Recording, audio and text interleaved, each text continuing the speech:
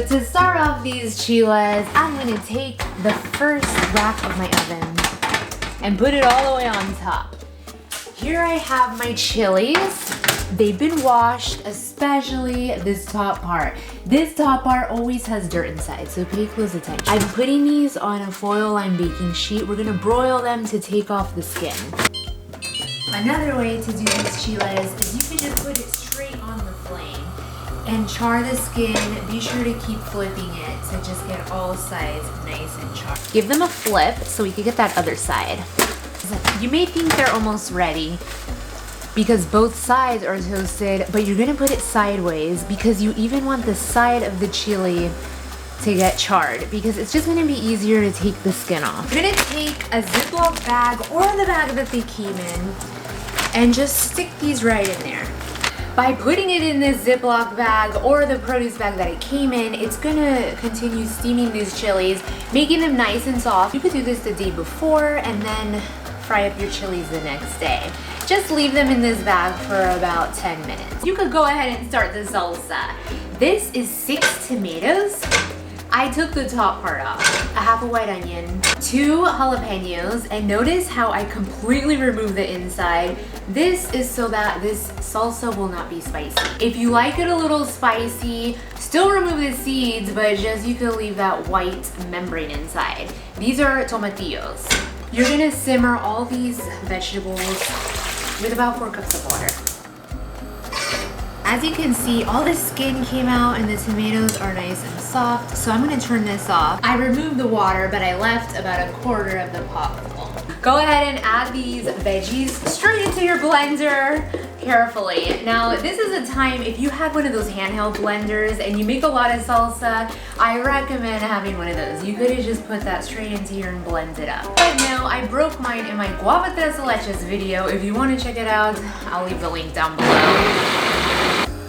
Pour all the salsa back into that pot with 2 teaspoons of salt and a teaspoon of oil. Go ahead and cover it, and you're just gonna place it to the side. Put it on low and have it simmer just for at least 30 minutes. Just have it chill there and just simmer. The chilies should be nice and soft. If you guys charred these on the stovetop and they weren't this soft, they need to be steamed a little more. One time I did them on the stove and they weren't cooked all the way, and after they were done, they were still crunchy. And it just ruined the whole thing. Now, I always have people asking, Isa, why are you removing the top part of the chile? You really just don't need it. This will take away all the spiciness so that, you know, kids or people who don't eat chile could still enjoy these. If my grandma saw this, her exact words would be, eso no se hace. But it still works. The chiles turn out perfect and so delicious. Open it up like this and take out all the seeds. Now that the chiles are all clean, we took the skin and all the seeds out, it's time for the fun part. We're gonna stuff them. Now here I'm using queso Oaxaca today. This is a really stringy, melty cheese. I picked this one up at the Mexican supermarket, but you can also use Monterey Jack or even mozzarella, or even one time I used the queso fresco. It was really delicious. It really sucked up the flavors of the chile, and that was really good. One thing I forgot to mention is that when you're cleaning these chiles, put gloves on if your hands are really sensitive. If this chile is really spicy, it's gonna be burning your hands all night. If you don't have gloves and you end up with that problem, just go ahead and put some soap and a lot of sugar or salt on your hands and rub all that burning oil off.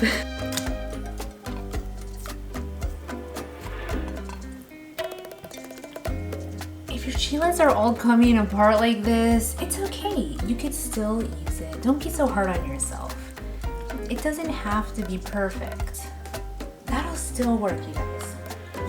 Here I have the eggs. We're gonna separate them in this bowl. If you could remember, make sure your eggs are at room temperature. Save the yolks in a separate bowl. Oh, if that happens, no big deal. Just go ahead and swoop it on out. I have my handheld mixer ready, but before I start whipping these egg whites, you gotta have your pans ready with the oil. because once the egg whites are all whipped up with full stiff peaks, you know you gotta work quickly so they don't deflate. So if it's your first time making chiles, I recommend using this small little egg pan, or if you've made this before and you know what you're doing, go ahead and use this big pan. Fill it up with about ½ inch of oil. Put this on low. All right, here we go. We're gonna whip up these egg whites and then quickly add these once the stiff peaks have formed. El río fluye, nunca solo está, solo está. El río fluye. Make sure you don't go longer than 30 seconds on that one. Now quickly come over to your oil. The oil should be nice and hot. So we're gonna take a chile and swoop the egg onto the chile. Don't worry about the other side. Come over to your oil, plop the chile down. Make your oil a little bit hotter. Take some egg and cover this part of the chile. Swirl your oil around just to get the sides. Voila! So just remember to keep your heat on low, don't use too much oil, and if you're using a smaller saute pan, you could just flip that chile over. You know, the egg, it sucks up a lot of oil, and it's just easier to handle. Here I have a parchment lined baking sheet with a camera. I just flipped it over.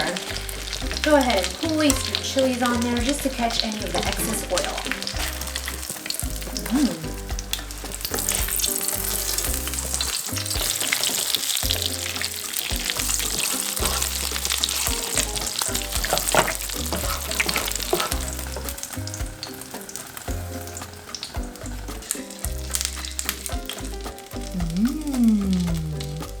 Look at all that cheese. Now for the best part, taste test time. Look at that.